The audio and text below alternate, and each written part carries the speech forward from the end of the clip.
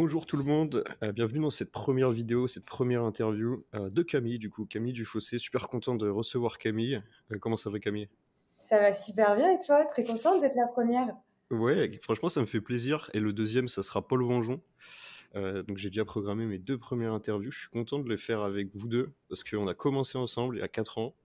On s'était déjà dit qu'on était un peu des amis business parce qu'on s'est rencontrés Ouais. dans le business, mais on est restés en contact et c'est trop cool de se voir évoluer tous les trois.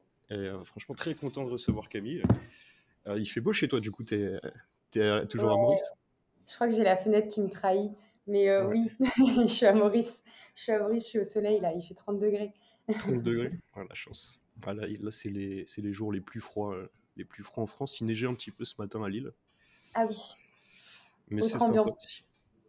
Lilloise aussi, hein, au cas où, pour ceux qui n'ont pas suivi, mais de Lille à l'île Maurice, quoi.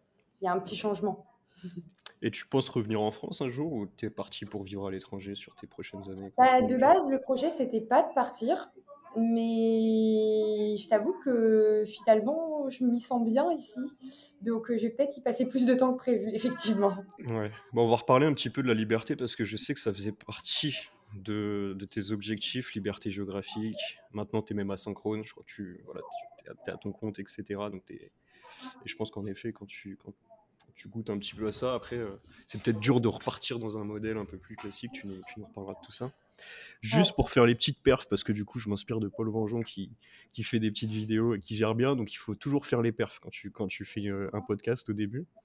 Et du coup, on a 3000 abonnés sur YouTube. On n'a pas beaucoup de commentaires, donc n'hésitez pas à commenter. On va faire un interview par semaine. Euh, non, par mois, pardon. Une interview par mois. Donc vous pouvez vous abonner, suivre un petit peu la chaîne.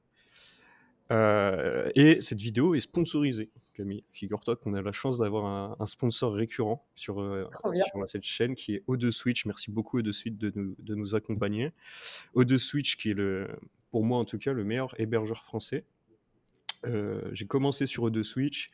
Moi, ce que j'adore chez O2 Switch, c'est comment t'appelles ça? C'est les personnes qui t'aident quand t'as une galère que t'appelles le standard.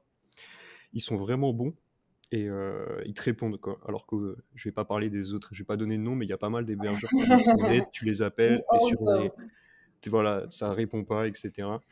Et c'est pratique parce que bah, l'hébergeur, c'est l'endroit où c'est là que tu es propriétaire en fait de ton site.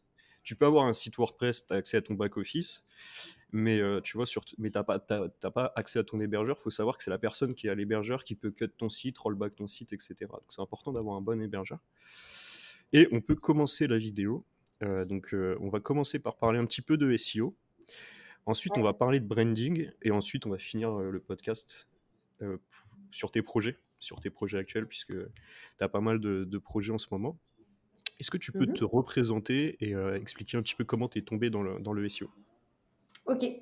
Alors, Camille Dufossé, j'ai créé l'école du SEO, donc une formation SEO qui est délivrée uniquement en cours particulier, donc que en session individuelle, en visio, avec un formateur dédié, et qui permet donc à toutes les personnes qui souhaitent se former, que ce soit des débutants en SEO ou des personnes qui sont intermédiaires et qui ont besoin de se perfectionner, de vraiment aller chercher la pratique du métier. Donc au-delà des théories, des concepts, des stratégies que tu peux mettre en place, c'est concrètement qu'est-ce que tu fais dans un site pour arriver là où tu dois être. Pourquoi j'ai fait ça? Tout simplement parce que c'est exactement comme ça que j'ai appris le SEO et c'est comme ça que je suis tombée dedans. C'est-à-dire que j'ai commencé à toucher à des sites. Alors, au démarrage, je bossais en sous-traitance avec des agences comme Eskimos, avec des SaaS comme System.io. Et en fait, à force de faire des choses pour eux, j'ai commencé à m'intéresser. Alors, au début, j'étais sur la partie plus rédac, plutôt le pilier sémantique du SEO. Et puis, au fur et à mesure, à force de creuser ce pilier-là, j'ai commencé à m'interroger sur, OK, mais pourquoi je fais ça? C'est quoi les autres critères de référencement? Comment faire pour que finalement mon article rank mieux que les autres? Et c'est exactement comme ça que je suis tombée dans le SEO et que je me suis formée au métier, c'est-à-dire en mettant les mains dans un site. Et donc, c'est ce que j'ai souhaité reproduire avec l'école du SEO. Et, euh, et du coup, cette formation, elle est finançable avec les CPF et les OPCO, donc ce qui permet un petit peu à n'importe qui finalement d'avoir accès aussi à cette connaissance et à vraiment cette pratique du métier, même à ceux qui sont déjà en entreprise. Et ce qui est cool, c'est que comme tu pratiques, bah, finalement, tu n'es pas en train de perdre ton temps à regarder des slides, mais tu es aussi en train de mettre en place des choses et tu ressors de la formation avec des vraies améliorations sur ton site. Ça, c'est ce qui occupe une grosse partie de ce que je fais. Et j'ai toujours en parallèle mon activité de SEO freelance qui devient de plus en plus finalement, de par aussi l'évolution du métier de SEO, je pense, mais on y reviendra, un poste plutôt d'acquisition globale, inbound, donc qui va au-delà de juste faire des stratégies SEO pour des boîtes, mais qui va aussi sur la partie conversion et la multicanalité de l'acquisition. Donc j'ai encore quelques clients en portefeuille sur cette partie-là.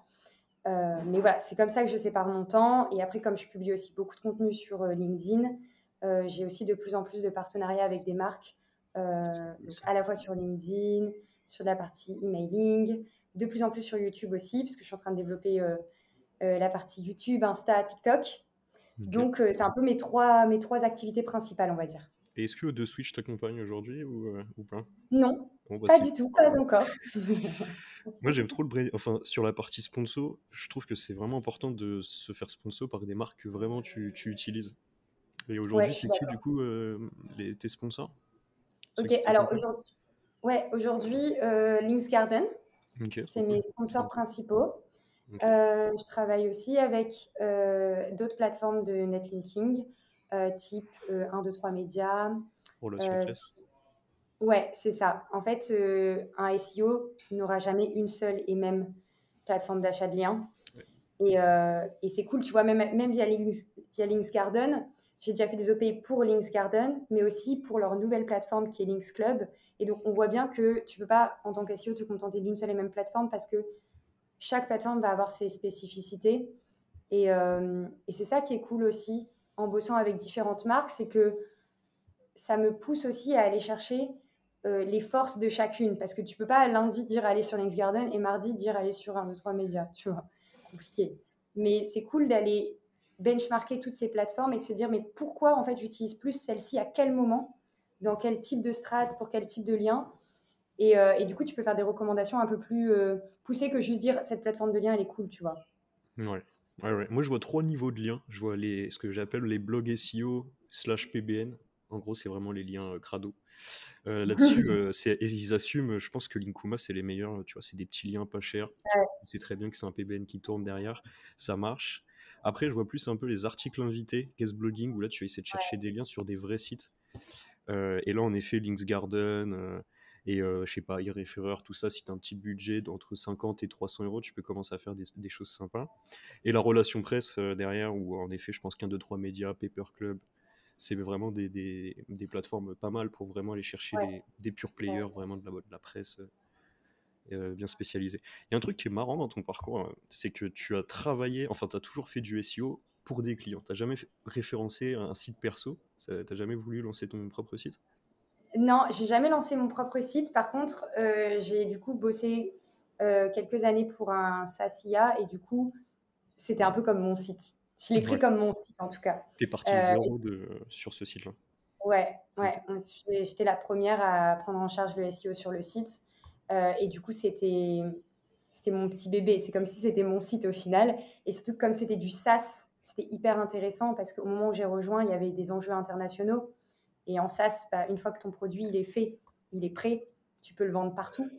On était très early sur notre marché. Sur la partie IA, c'était bien avant ChatGPT, etc. Donc, il y avait un vrai truc à aller craquer sur la partie requête utilisateur parce que personne ne savait vraiment, en tout cas le grand public ne savait pas que tu pouvais générer du texte avec l'IA. Donc comment tu vas cibler de la requête commerciale alors que les gens, en fait, ils ont juste une douleur et ils ne connaissent même pas la solution. Euh, donc j'ai beaucoup poncé le SEO à travers ce site-là. Ok. C'est chaud de référencer des SaaS parce que t'as pas de requête transactionnelle quasiment. T'as une requête transactionnelle sur un SaaS. Tu dois faire beaucoup d'informationnel quand même, je crois, non? Bah, je suis d'accord et pas d'accord avec toi. En fait, en vrai, nous, on avait trouvé un truc sympa, un petit hack, entre guillemets, de marché, on va dire, sur toute la partie générateur de. Et ça, on l'avait trouvé aux US d'abord, et après, c'est venu en France sur les requêtes FR. Mais au démarrage, c'était genre blog générateur, social media, post générateur, Ah oui, LinkedIn j'avoue. post Ok. générateur. C'était que du transactionnel, du commercial. Et c'était très peu concurrentiel avec du volume de fou. Et en fait, l'intention était hyper claire, c'est-à-dire que les gens tapaient ça, il fallait qu'ils puissent générer le contenu sur la landing page directe. Ah Et ouais, en mode outil gratuit. Et après, tu le ouais, retrouves. en mode outil gratuit. Et nous, on avait le free trial à l'époque, donc 15 jours. Donc, ce qui faisait qu'on avait mis en place. En fait, on a commencé à référencer les pages sur ces requêtes-là, sans avoir le truc qui fonctionnait sur la page. Et après, on a dit, OK, là, et ça commence à faire des visites. Il faut qu'on crée le petit truc, tu sais, sur la landing page qui permet de générer le contenu. Au Ouais. démarrage, du coup, c'était juste un bouton en mode, tu ranquais sur blog générateur, mais tu devais te sign up, tu pouvais pas générer ton contenu sur la page. Du coup, ça créait de la friction et ça bloquait un peu la conversion, tu vois. Et du coup, après, on a mis en place un petit truc euh, pour qu'en gros, les gens aient une première draft de contenu et seulement après, pour voir le résultat, ils devaient sign up. Et ça, du coup, c'est très cool parce que ça a augmenté le nombre d'utilisateurs sur l'app, quoi. Ok, trop cool. Est-ce que tu aurais un échec et une réussite à nous partager sur vraiment en mode SEO, quoi? Échec, réussite. Euh, alors, l'exemple que j'aime bien prendre quand on me pose cette question, euh, c'est la partie SEO programmatique que j'ai pas mal expérimenté du coup en étant en SaaS parce qu'encore une fois, quand tu es en SaaS, tu as peu de limites. Ta limite, c'est tes mots-clés en fait. Voire, tu peux même ranker sur des mots-clés et développer le produit en fonction de là où tu rankes. Donc, c'est assez intéressant comme approche. En vrai, en SaaS, tu peux vachement être porté par le SEO et je pense que les meilleurs SaaS, bon après, je suis peut-être pas objective en disant ça, mais en vrai, les meilleurs SaaS sont ceux qui vont tester le marché avec du SEO et développer le produit, tu vois, qui t'a une super réactivité en Ouais, dev de produit. t'es comme moi, toi. En gros, tu fais d'abord le marketing, après tu fais le produit. Bah ouais, en fait, Mais tu pourquoi sais tu vas te qu'il y a casser la deux tête? profils, hein. T'as des profils où c'est l'inverse, ça va plus être des ingés qui vont faire d'abord le produit et ensuite le marketing. Et t'as nous, et tu sais que nous, on a un profil qui peut vite partir, tu sais, qui peut vite aussi, tu vois, commencer à vendre des prestats ou des produits peu qualitatifs parce qu'on commence justement par l'acquisition et ensuite on construit l'offre. Donc je Mais pense c'est qu'il pas faut toi qui qu'on as un fasse podcast attention. qui s'appelle... C'est pas toi qui a un podcast qui s'appelle MVP par hasard? Si, c'est vrai. Mais je sais que ça, Voilà. là-dessus, faut faire quand même attention. Ok, Non, ouais, mais donc c'est tu disais vrai. d'abord tester ton marché avec ton SEO notamment, tu te références, tu fais des prospects, des clients et ensuite tu développes ton produit en fonction de leur feedback, etc. quoi. Ouais, et c'est même pas mentir, tu vois, c'est juste, tu expliques les choses, c'est-à-dire que tu vas ranker, tu vas tester ton marché, tu vois un intérêt, et en fait, sur ta page de redirection, rien n'empêche après d'expliquer aux gens, bah ok, le projet est en cours de développement et ça arrive à tel moment, mais au moins, t'as testé ton produit, tu as testé ta proposition de valeur, et t'es pas en train de passer des mois à développer un truc pour au final qui floppe. Et surtout, quand tu es dans un truc aussi novateur que tout ce qui est SaaS et intelligence artificielle, tu es obligé. Alors, moi, c'était toujours un petit point de friction parce que du coup, mes patrons étaient ingénieurs, les deux. Donc, pas forcément la même approche du sujet. Mais en termes de ROI, c'est une folie. Parce que, et puis, en fait, c'est comme te lancer, mais avec un énorme filet de sécurité. Il peut rien t'arriver, en fait. De toute façon, tu as testé le truc, tu l'as vendu avant même de l'avoir créé. Ouais. Et ouais, ce que je te disais par rapport au succès-échec en SEO, du coup, j'ai fait pas mal de SEO programmatique et du coup, ça a été à la fois un succès et un échec. Donc, du coup, c'est cool par rapport à ta question parce que je réponds aux deux avec la même réponse. Mais c'est que, en gros, tu vois, moi, je suis arrivée là-dedans. C'était mes débuts aussi en SEO, un peu en folie. C'est-à-dire que quand j'ai découvert le SEO programmatique, c'était le début de l'IA. Il n'y avait pas ChatGPT, il n'y avait pas. Les devs de l'entreprise pour laquelle je bossais, ils étaient, genre, ils développaient le produit en fonction de ce dont j'avais besoin aussi, tu vois. Et donc, ils entraînaient les IA par rapport à ce que moi, je leur demandais. Et ils avaient créé un truc un peu en SEO programme, enfin, en tout cas, qui se rapproche du SEO programmatique avec l'IA, et où du coup, tu pouvais générer en bulk plein de pages, plein de landing pages. C'est-à-dire que moi, je donnais mes mots-clés, une page exemple dans un CSV, tu vois, Ok. et tu cliquais sur générer et ça te mettait avec toutes tes variables de mots-clés. Donc, c'était la même typologie de page avec des variantes de mots-clés. Ok. Et avec l'IA, ça te complétait tout en changeant les wordings, etc., pour pas avoir, tu vois, trop Et de ça copier du s'intégrait automatiquement ou ça te faisait juste du contenu sur Google Sheets? contenu. Ah, et ça s'intégrait parce que tu avais Attends, des textes. Ouais, en fait, Ok. donc de base, ça te sortait un fichier CSV, sauf qu'après, dans Webflow, alors nous, le site était sur Webflow, dans Webflow, tu peux intégrer du CSV direct. Quand tu crées une collection CMS, Ouais, tu peux upload du CSV et ça remplit ta collection et ça te ouais. crée les pages Je peux le faire correspondantes. aussi sur WordPress avec ce qu'on appelle des CPT. euh, mais par contre, c'est un peu tech, ouais. Et alors, du coup, les Ok. résultats? Alors du coup, au début, c'était la folie. Ah, ça a Au début, marché quand c'était même la un petit peu, quoi. Ouais, franchement, ça a bien marché. Mais parce que si les requêtes étaient peu concurrentielles. Et franchement, c'était top en termes de sign-up. Alors, du coup, le problème, c'est qu'on s'est retrouvé avec. Alors, sachant que le site était traduit dans 10 langues. Donc, du coup, on s'est retrouvé avec des rankings un peu aléatoires dans des pays un peu aléatoires où on n'avait pas forcément. Et c'est là où il y a eu des petits points de friction, entre guillemets. C'est dans le sens où, par exemple, on rankait super bien au Mexique et en Amérique latine, Mm. mais le produit n'était pas prêt pour ce marché-là. Donc après, tu as un vrai choix stratégique de te dire, est-ce qu'on y va? Est-ce qu'on capitalise sur ce qu'on a validé? Tu vois ce qu'on disait tout à l'heure, on a validé le marché en Amérique latine. Est-ce qu'on développe le produit du coup pour aller chercher ces clients-là? Ouais, Ou est-ce qu'on reste sur notre marché principal qui était pour le coup, nous à l'époque, les US et l'Europe? Et donc c'est ce choix-là qui a été fait. Donc un peu ouais, frustrant, tu vois. Quand, ok. quand tu as des résultats quelque part et qu'on te dit, bon, finalement, ça va pas être le Toi, focus. ouais, t'aurais choisi de balancer le produit même s'il était pas top, quoi. Et Bah, non, c'est même pas de balancer le produit, même s'il était pas top. De toute façon, on était sur un format en free trial, donc les gens avaient Mm. pas, tu vois, ils devaient même pas mettre de CB quand ils testaient Ok. l'outil. Donc en vrai, t'es pas en train de les arnaquer non plus. Mais moi, par contre, après, j'ai peut-être pas tous les tenants et aboutissants, et voilà, il y a plein de choses qui rentrent en ligne de compte pour ce genre de décision. Mais quand tu as un tel engouement sur ce genre de requête dans un pays, bah, je pense que j'aurais focus, tu vois, le développement de l'outil sur ce marché-là. Parce Ok. que tu sais, après, il y a d'autres choses à prendre en compte. Est-ce que les gens sont prêts à convertir? Quel prix ils sont prêts à mettre? Puisqu'en Amérique latine, c'est pas non plus les mêmes niveaux de vie qu'en Europe. Donc Mm. voilà, il y a plein d'autres choses qui rentrent en compte. Mais voilà, et en fait, sur cette partie, du coup, pour basculer sur la partie un peu plus échec, et ça, c'est un truc que j'aime bien rappeler parce que j'aime bien parler de SEO programmatique, mais je veux pas non plus, tu vois, pousser les gens à tout automatiser et à faire un peu du SEO de gros forceurs, tu vois. J'ai jamais rencontré quelqu'un qui m'a dit que vraiment ça avait marché en mode SEO programmatique. Je connais pas mal de gens qui en font, tu vois, par exemple les Wizards, Anto, tu vois, eux c'est vraiment, ils s'en cachent pas, tu vois, ils créent plein de domaines, ils font du SEO programmatique et ils churn and burn, tu vois, en gros, les sites cool. Euh, Pareil, il y en a qui font du discover en programmatique, ça c'est assez marrant. Euh, un vrai truc de pirate. En gros, ils vont créer pareil plein de domaines et ils vont te faire des articles sur plein de domaines, genre les 5 plus beaux villages en France sont ici, tu vois. Et tu les as déjà vus Ouais, passer, je pense, ces articles. Et en fait, ils vont te le traduire dans toutes les langues du monde et te faire ça sur des centaines de domaines.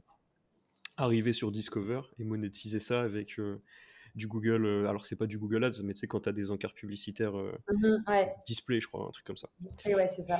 Mais sinon, une vraie étude de cas white hat SEO programmatique, je connais pas. J'ai jamais vu passer. Ouais, après, le truc, c'est que ouais, c'est ce qu'on a vécu aussi. C'est-à-dire qu'au début, ça a bien pris. Et après, tu vois, il y a eu des core updates. C'est moi. Et après, bon, ça a été un petit peu beaucoup moins probant, disons. Mais c'est un peu le risque et c'est aussi le risque de faire un peu. C'est-à-dire que moi, à ce moment-là, j'étais aussi en mode. En fait, le champ des possibles était tellement énorme que tu as envie de faire les choses. En fait, c'est-à-dire que moi, je faisais beaucoup de pages en SEO en mode je les lance et je verrai après. Genre quand ça prend, là, je commence à m'inquiéter de la qualité du contenu, m'inquiéter de même la, tu vois, le maillage, etc. Je lançais un peu ça comme comme ça. Et en vrai, c'est cool parce que du coup, tu vas vite, tu peux sortir plein de pages d'un coup et quand tu pars de zéro, tu gagnes du temps à aller retravailler que tes pages qui prennent bien. Mais tu prends aussi le risque d'avoir un domaine un peu pourri à un moment donné. Et donc, tu vois, aujourd'hui, je suis beaucoup plus nuancée sur le sujet. C'est-à-dire que de cette expérience, j'en retire aussi le truc de... Il y a une limite à avoir entre... En fait, c'est tellement tentant, tu peux tellement tout automatiser, mais il faut quand même rester dans l'automatisation saine, tu vois. Tu gagnes du temps, mais tu gardes la main sur les choses qui sont importantes, notamment sur toute la partie des critères EEAT qui sont plus que jamais hyper importants aujourd'hui pour ranker. Euh, Et ça intègre aussi Ouais. une notion de branding que Ouais. j'intègre de plus en plus dans les stratégies SEO aujourd'hui. Pour moi, ça devient presque indissociable. Euh, Mm. donc, D'ailleurs, quand automatiser tu dis les... automatisation saine, euh, tu mettrais où le curseur? Est-ce que tu as une idée un peu de ce que tu vois, où est-ce que jusqu'où tu peux aller sur du SEO programmatique ou un truc automatisation saine? Bah, déjà, à l'époque, j'aurais pu sortir des centaines de pages en quelques jours. C'est pas un truc Ok. que je referais, tu vois. Parce qu'en vrai, tu as un site, tu démarres une strat SEO, tu as des centaines de pages qui sortent d'un coup, c'est hyper suspect, tu vois. Donc déjà, en termes de volume, je pense que je serais beaucoup plus dans la mesure, c'est-à-dire, tu vois, programmer tes posts, ce genre de choses, mais pas tout sortir d'un coup. Et Ouais. ensuite, moi, je repassais pas du tout sur les contenus, c'est-à-dire que je lâchais mon CSV produit en bulk par l'IA et je le postais, tu vois. Ouais. Alors qu'aujourd'hui, et de toute façon, pour le coup, ça fait vraiment partie des critères de référencement qui sont attendus aujourd'hui pour ranker, mais il y a une partie de tes contenus qui peut être automatisée via l'IA et ça pose pas de problème. Tu vois, tout ce qui est contenu générique, expliquer ce que c'est du SEO programmatique, typiquement, tu n'as pas de valeur ajoutée à donner ta définition du SEO programmatique. Mais là où tu as de la valeur ajoutée, c'est là où tu vas apporter des use cases, montrer des exemples, des cas d'usage, donner ton avis. Donc, tu vois, aujourd'hui, quand je crée du contenu, en vrai, je ne crée jamais de contenu sans passer par l'IA. Même sur LinkedIn. Partout où je crée du contenu, je pars forcément de l'IA. Enfin, je pars de mon brief sur couche IA et après, je Intéressant parce repasse. que tu performes bien toi quand même sur LinkedIn. Ouais. Et ouais, Et tu utilises l'IA, ok. Mais par contre, tu mets ouais, toujours une photo, tu mets toujours quelque chose. Souvent, ouais, tu as des carousels, des photos, des trucs comme ça, quoi. ouais, je passe beaucoup de temps. En fait, sur LinkedIn, ce qui me prend le plus de temps, c'est presque la partie visuelle. Ouais. Et même juste mettre une photo, ça me prend du temps parce qu'il faut choisir la bonne photo. En Tu vrai, fais des c'est bon. photos pour des posts ou c'est en mode tu fais des photos pour toi et tu te dis, bah ça, je vais utiliser. Je fais des photos. Non, je fais des vrais. Tu fais des Je fais des shootings. shootings. Ah ouais, tu vois, ça me ferait chier de devoir faire des shootings. Non, Mais mais ok, là, tu fais des typiquement, je vais en shootings. faire un. Tu vois, il me manque des photos pour mes miniatures YouTube. Ouais, Je sais que là, je vais bientôt aller me faire un shooting ou en mode. Tu vois. ouais, ouais. Ok. Oui, parce que, en vrai, mais souvent, je fais une séance où je fais plein de photos. Et comme ça, après, j'ai ma petite bibliothèque de photos où je sais que je peux aller piocher dedans. En vrai, c'est indispensable. Ok. À une époque, quand j'ai commencé, parce qu'au début, je n'osais pas trop mettre ma tête sur LinkedIn. Et quand j'ai commencé, du coup, j'allais chercher dans mes photos perso, mais c'est jamais trop forcément adapté. Et puis, tu n'as pas forcément. Voilà. Euh, et du coup, des fois, je me retrouvais le matin même à vouloir poster et à devoir faire une photo de moi, tu vois. Et bon, en vrai, c'est quand même bien d'avoir une bibliothèque de contenu prête, tu vois. Ouais, ouais, ouais, clairement. Juste pour revenir au SEO, il reste une question après. Moi, j'ai un Ouais. petit conseil à donner pour ceux qui veulent faire du SEO programmatique. Le premier, c'est si vous êtes sur un lead gen, par exemple un WordPress, un Webflow, il y a des moyens d'avoir des custom fields, donc c'est des champs dynamiques. Par exemple, sur WordPress, il y a un outil qui s'appelle ACF, et c'est ce qu'on fait, c'est ce que vous avez fait en fait sur ton site, ton SaaS.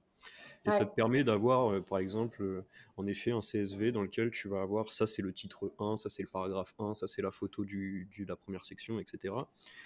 Par contre, moi, je recommande quand même de faire du bon contenu, de pas faire du contenu bulk, mais au moins tu peux automatiser ton automatisation en passant par des champs dynamiques, et aussi tu peux faire de la mise à jour de contenu hyper rapidement parce que du coup tu modifies ton contenu sur 50 pages d'un coup, t'as pas besoin de sauvegarder la modification, retourner sur la page 1.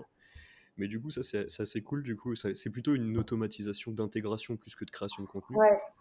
Et une deuxième étude de cas, je sais pas si tu as vu, mais je lance un projet avec Mathias Cartel qui s'appelle AdConnect. Je Et en l'ai fait, vu. ouais, c'est un annuaire, c'est un petit peu comme, c'est le même process SEO qu'un Airbnb, qu'un Booking, qu'un Doctolib, et en l'occurrence qu'un Sortlist, qui est notre concurrent principal. Et ça, c'est du SEO entre guillemets programmatique, puisqu'en fait, tu vas créer des centaines et des centaines de pages annonces. Même à terme, normalement, c'est les annonceurs qui créent leur profil. Tu vois, quand tu vas sur Airbnb, tu mets ton profil.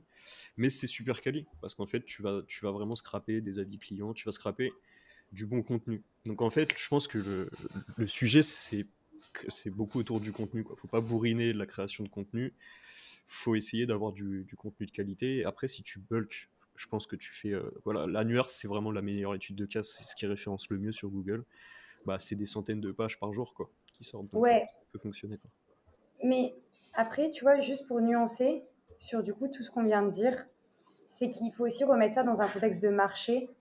Et tu vois, moi, typiquement, au moment où j'ai mis ça en place, c'était au moment où on ciblait du marché US. On avait des concurrents de malades mentaux qui avaient levé des millions, qui venaient de lever des millions et qui, du coup, avaient une équipe marketing de fou, tu vois. Et moi, j'étais solo au SEO, tu vois. Et limite, c'était le seul. Il y avait une autre personne avec moi sur le content marketing, mais on était deux au marketing, tu vois. Donc, en vrai, t'es C'était obligé limité, quoi. des fois d'aller chercher des petites techniques de filou parce que sinon, juste, tu rentres pas dans le game, en fait. Hmm. Ouais, je comprends. On va parler de branding parce que tu as un profil très branding aussi. D'ailleurs, tu dis pas mal qu'il faut faire du branding pour faire du SEO et franchement, je te rejoins. Quand tu Mm. t'es lancé dans le branding, dans le personal branding, est-ce que tu avais en tête vraiment de performer ou tu t'es dit je teste un petit peu, je fais un petit peu de personal branding comme ça, il paraît qu'il faut le faire. Est-ce que tu avais une stratégie un peu long terme? Quand j'ai commencé, je n'avais pas connaissance de l'existence du mot personal branding, encore moins Ok. de ce que ça voulait dire. Et j'avais aucun objectif, clairement. Donc j'ai commencé, en vrai, je sais même pas pourquoi j'ai commencé. Je ne me souviens pas du process qu'il y a eu dans mon cerveau pour que je commence à créer du contenu sur LinkedIn. Je me souviens d'avoir eu un peu peur sur mes premiers posts, mais Surtout quand tu j'avoue te montres, quoi. Quand tu mets des photos, des vidéos, ouais, ça c'est c'est venu ça qui bien aide. bien après, hein. Au, Ouais, dé- au, ok. au tout début, j'ai vraiment commencé par du post valeur SEO. Je partageais. En fait, c'est venu au moment où j'ai commencé à m'intéresser au SEO et à commencer à vouloir vendre mes prestations en freelance. C'est-à-dire qu'au début, quand j'ai commencé à faire du SEO, j'avais eu mes premières missions par recommandation, bah d'ailleurs notamment par Paul, Ouais. euh, Il est partout, Paul Paul. Vengeon. C'est Ouais, une il est machine partout. à acquisition, Paul. Il envoie des leads à tout le monde, tu sais. Déjà à l'époque, on venait de commencer, hein, c'est vraiment le tout début quand on s'est connus tous les trois, tu vois, Ouais. les SEO lillois. Euh, et ouais, et en fait, au début, du coup, j'avais pas besoin de. Enfin, j'avais ces petites missions-là, j'étais encore étudiante, ça m'allait très bien, tu vois, je cherchais pas plus. Et quand j'ai commencé à vouloir développer un peu l'acquisition, avoir des nouveaux clients pour remplir mon portfolio, etc., là, j'ai commencé à poster sur LinkedIn. Et en vrai, c'était au tout début, enfin, je sais pas si c'était vraiment le tout début de LinkedIn, mais aujourd'hui, il y a quand même énormément de gens qui créent du contenu sur LinkedIn. À Ouais. l'époque, il y en avait quand même beaucoup moins, tu vois. Et moi, j'ai pas poussé le truc. Je faisais quelques posts, je voyais que ça a amené de la conversation en MP, ce genre de choses. Ça m'a rapporté quelques missions. Je commençais, ça remplissait mon portfolio, c'était cool. Mais j'avais pas d'objectif de branding, tu vois. Je me suis pas dit, mon compte LinkedIn, ça peut devenir une marque personnelle qui va faire que les gens vont me suivre moi et donc vont acheter mon produit parce que c'est moi. Mhm. Jamais. Et au début, du coup, je faisais que. J'étais en même temps en train d'apprendre, découvrir de nouvelles techniques en SEO et du coup, juste les partager en mode bah, aujourd'hui, j'ai connu ça et j'expliquais ce que c'était. Et en vrai, je pense que c'est ça la meilleure strat pour commencer à créer du contenu, c'est créer du contenu quand tu n'es pas encore expert. Parce que même aujourd'hui, tu vois, je me, je m'auto-censure parce qu'en fait, on a trop la déformation de parler avec des termes techniques, tu vois, des trucs, même ça nous. Tu vois, typiquement, depuis tout à l'heure, on parle de contenu en bulk. Ben, je suis sûre qu'il y a des gens qui nous écoutent qui ne savent pas ce que ça veut dire du contenu en bulk. En fait, on n'a même pas expliqué ce que c'est du contenu en bulk, tu vois. Ouais, mais après, Et ceux qui c'est un suivent problème. un peu Antoine et SEO et MVP, c'est des SEO, donc il n'y a pas besoin. Ça va. Mais tu Quoique vois, après, pour toi, oui. Ok. ouais, moi en vrai, j'ai beaucoup de personnes de l'audience qui ont un niveau intermédiaire aussi. Beaucoup moins de débutants que ce que je pensais. Mais tu vois, pour un débutant SEO, la notion de bulk, c'est pas du tout évident. La notion de SEO programmatique non plus. Et le truc, c'est que sur les réseaux, tu es obligé de parler à une plus grande audience pour faire du reach. Si tu commences à parler avec un franglais tous les deux mots, tu parles à personne. Et déjà qu'on parle d'un truc assez technique qui est le SEO et c'est une niche. Alors ça l'est de moins en moins parce que maintenant ça fait partie des, c'est reconnu comme un vrai canal marketing et les SEO sont vraiment intégrés au team marketing. Mais pendant longtemps, le SEO, c'était le geek dans son coin et genre, il avait son bureau face au mur, il parlait pas aux autres, tu vois. Donc en vrai, tu parles d'un truc un peu mystique avec des mots mystiques, tu parles à personne. Et moi, à l'époque, comme je commençais, bah, j'ai beaucoup vulgarisé et je pense que c'est ça qui a fait que ça a commencé à rassembler des gens, tu vois. Ouais, ok. Et comment t'estimes avoir réussi? Parce que voilà, tu fais partie des comptes. Je crois qu'il y a un classement de personnes qui communiquent sur LinkedIn, Mm. notamment. Ça s'appelle comment déjà? Alors, il y a Favicon, j'imagine Ouais, qu'il doit y en avoir d'autres. Moi, Favicon. je connaissais Et pas toi, du du tout. coup, t'étais classé, il me semble, sur Favicon? Ou tu l'es Ouais, encore peut-être? je sais pas où j'en suis aujourd'hui, j'avoue. J'ai pas regardé récemment, mais oui, oui, je faisais partie Tu du fais top. partie, on va dire, des gens qui ont de la visibilité dans le secteur du SEO, avec notamment, je pense à Paul Vonjon, Amandine, etc. Comment tu t'es fait une place, tout simplement? Est-ce que tu aurais des conseils à donner pour quelqu'un qui souhaiterait se Ouais, lancer?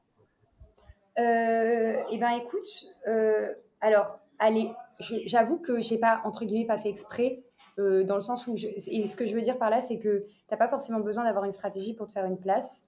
Maintenant, avec le recul, forcément, j'ai un peu plus de, enfin, j'ai testé plus de choses et maintenant, c'est devenu LinkedIn, c'est mon canal d'acquisition principal. Tu vois, aujourd'hui, même sur l'école du SEO, je fais pas de SEO, c'est un projet, mais aujourd'hui, c'est pas mon canal d'acquisition parce que ranker sur sur le marché de la formation SEO, c'est un autre game. Que c'est Et pas donc, si compliqué. J'avais ranké pendant très longtemps sur Bootcamp SEO, et il y avait beaucoup de business là-dessus. Je l'ai jamais lancé. Mais ouais, Bootcamp SEO, c'est une bonne petite requête. Tu peux essayer de la positionner. ah bah yes, je veux venir te concurrencer sur le sujet, c'est cool. Je crois que je suis plus positionné, mais ouais, non. Bah, en vrai, c'est pas des mots-clés super concurrentiels. C'est moins concurrentiel que les requêtes genre agence SEO, consultant SEO, freelance SEO. Tout ce qui est lié à la Après, formation, c'est sympa en vrai ce que tu peux faire. Après, j'ai l'exact match domaine, tu vois. Ouais. École-du-seo.fr. J'avoue que j'ai été un Tiens, petit je vais peu regarder si timide t'es sur le sujet. positionné là-dessus ou pas, si je mets école SEO. Oui, Ah oui, t'es première. Enfin, t'as The bah oui. Bridge qui bouge Oui, entre toi. Ok. parce ils ont un sous-domaine école du SEO et il est en 301. Ils redirigent Ok. vers leur site principal, The Bridge. Ok. Les petits filous. Mais du coup, c'est vrai que ça, c'est une bonne technique pour ranker sans faire de SEO. Mais du coup, c'est un projet pour la suite. Mais tout ça pour dire que. Tout ça pour dire quoi? Tout ça pour dire qu'aujourd'hui, LinkedIn, c'est quand même un canal qui est hyper important pour moi. Et en vrai, du coup, je peux plus me permettre de laisser les choses au hasard là-dessus. Et donc, j'ai aussi, à force de faire des choses, compris des choses. Et au démarrage, je pensais que c'était juste une question. En vrai, je pense que quand tu démarres, c'est cool de juste apporter de la valeur. Parce que les gens vont te suivre pour les tips. Du coup, ils vont s'abonner facilement, tu vois. Et tu vois, typiquement, Nelly, elle a un super format sur ça. Nelly Kempf, qui publie beaucoup sur LinkedIn aussi. Elle a son format des actus SEO tous les lundis. Donc, et puis, une fois par mois, elle fait de l'actu du mois. Et en fait, les gens s'abonnent parce qu'en fait, ils n'ont pas envie de. Elle leur fait leur veille SEO. Donc, en fait, elle leur prémâche le travail sous forme de carrousel et les gens s'abonnent parce qu'ils ne veulent pas manquer le prémâchage de travail qu'elle fait toutes les semaines. Donc, avoir des formats qui apportent de la valeur et des formats récurrents, je pense, aide à grossir une audience au démarrage, une audience qualifiée sur ton métier. Après, moi, ce que je me suis rendu compte au fur et à mesure, et c'est là que j'ai commencé à mettre un peu plus des photos de moi, à être beaucoup plus dans le storytelling, Hmm. euh, c'est que tu as besoin de générer des émotions. Même si tu es sur LinkedIn et que c'est un réseau professionnel, les gens ont besoin de s'attacher à toi, ils ont besoin de s'identifier à toi pour avoir vraiment cet engagement avec toi. Et aujourd'hui, je le vois, mais vraiment, en fait, j'ai compris beaucoup de choses depuis que j'ai lancé l'école parce que c'est la première fois où je me suis vraiment confrontée à mon audience. Tous les gens qui ont rejoint l'école viennent de LinkedIn. Et donc, c'est des gens qui me suivent et qui interagissent avec moi, mais que moi, je ne vois pas forcément. Enfin, je les vois en commentaire ou en MP, mais tu ne discutes pas avec tous les gens que tu as sur LinkedIn. Et du coup, certaines personnes qui viennent en call pour prendre la formation à l'école, bah, on a beaucoup plus l'occasion d'échanger. Et aujourd'hui, j'ai une personne qui prend les appels pour moi. Et combien de fois il me dit, Camille, il m'a dit qu'il te suivait depuis autant, il t'a vu sur tel podcast, il t'a vu sur tel truc, il m'a Ok. parlé de ton post LinkedIn. Et tu te dis, mais en fait, je trouve que c'est tellement pas palpable quand tu es derrière ton écran et que tu lances un post LinkedIn. Et quand on vient en appel et qu'on te dit, ah, mais tu fais ça, la dernière fois, il y en a un, il me dit, alors du coup, Camille, là, t'es à l'île Maurice, c'est ça, et avant, t'étais là, et maintenant, tu fais ça. Je suis en mode, mais attends, mais c'est même pas des posts qui parlent de SEO, c'est juste des posts qui parlent de ma vie. Mais C'est les ce qui gens, marche le mieux. D'ailleurs, ouais, t'as cette notion un petit peu. Toi, tu t'arrives à faire. Enfin, tu te dis là, je vais faire un post top the funnel, je sais pas quoi, middle, je sais plus comment on dit. Ou tu les fais un peu ouais, au hasard. tofu, mofu, bofu, j'aimerais bien être meilleure là-dessus. En fait, j'ai encore du mal, honnêtement, j'ai encore du mal à. En fait, LinkedIn, je l'ai tellement commencé par plaisir que j'ai du mal à en faire un vrai métier, tu vois ce que je veux dire? Et en vrai, je devrais en faire un métier, enfin un métier dans le sens. Mais en même temps, Je sais pas, je ouais. Je sais Si tu pas. dis Je sais justement pas que si... l'authenticité c'est important, etc. Ouais. Ça, j'en ai parlé avec Paul aussi. Je lui ai dit, mais prends un graphiste qui fasse tes carousels parce qu'ils sont, tu vois, il se fait pas chier sur sa DA.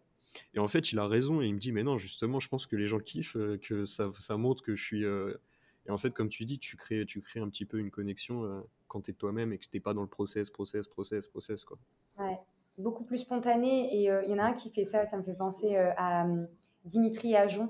Je sais pas si tu as déjà vu ses posts. C'est dégueulasse, c'est affreux. On dirait Ouais. votre logo MVP. Et vraiment, Dimitri Ajon, genre au lieu de faire un design Canva, tu vois, un peu poussé avec des visuels et tout, il prend Ouais. un crayon, il fait un schéma avec un crayon, tu vois. Ok. Il prend ça, poste ça. Et vraiment, la dernière fois, je lui commande, je lui dis, mais qu'est-ce qu'ils sont affreux ces designs de merde, mais qu'est-ce qu'ils sont efficaces, tu vois. Et c'est vraiment ça. Et en plus, ça retient l'attention. Parce que tout le monde a tellement des beaux designs bien travaillés que du coup, tu scrolles, ça te stoppe même plus. Et tu vois ce truc horrible. Et là, tu te dis, mais c'est quoi ce truc moche là. Et du coup, Mhm. ça te donne envie de t'intéresser au sujet. C'est juste clair, en fait. C'est juste un schéma sur un tableau blanc, tu vois. Ouais. Et tout ça pour dire quoi? Oh, on était en discussion, hein. En gros, t'étais en train de me Ouais, dire que t'avais pas de process. En mode, t'étais pas ouais, là à te dire, je fais ça là, je fais ça là, il faut que j'en fasse un tous les 3 jours. mais ouais, mais pas, ouais, tu vois, je me dis pas tous les 2 jours, je vais faire un post au fût, après je vais faire un post mofu. Je poste ce que j'ai envie de poster et je Ouais. poste quand j'ai envie de poster. Mais ça, il faudrait pas. Ça, c'est pas un conseil il faut pas prendre exemple, ça. Ça, c'est pas bon. Mais par contre, je sais ce que me rapporte chaque type de post. Et donc, à l'époque, je parlais que de SEO avec mes petits carousels et mes petits schémas qui n'engageaient que un design Canva et une écriture. Maintenant, je sais que, tu vois, je prends la parole. J'ai été, du coup, quand je bossais en SaaS, j'étais en full remote, donc 100% en télétravail, CDI, mais 100% à distance. Je pouvais travailler d'où je voulais dans le monde. Je me suis dit, mais c'est vachement cool. Je suis sûre qu'il y a plein de gens qui aimeraient bien entendre un témoignage ou être aussi dans cette situation. J'ai commencé à parler de ça. Je me suis rendu compte qu'en fait, j'ai attiré une toute autre audience. Mais du coup, ça m'a permis, le fait d'aller toucher des sujets moins métiers, mais plus grand public, m'a permis de grossir une audience, autre que juste des gens qui font du SEO. Et, euh, et du coup, tu vas toucher aussi beaucoup plus de monde parce que tu touches au RH, tu touches au métier enfin, à l'entreprise en général et au process d'une entreprise en général. Et donc, ça permet de grossir une base d'abonnés beaucoup plus importante que si je parlais que de SEO tout le temps, tu vois. Et encore aujourd'hui, dans ta charte édito, t'as SEO, on va dire TT, freelance, ou t'es comment là aujourd'hui sur ta strat? Non, en vrai, aujourd'hui, je continue de faire des posts. Alors, je sais pas si j'appellerais ça TT, mais tu vois, c'est des posts un peu plus lifestyle, tu vois. Ouais, Même, tu vois, ok. je parle du fait que je vis à Maurice, ce genre de choses.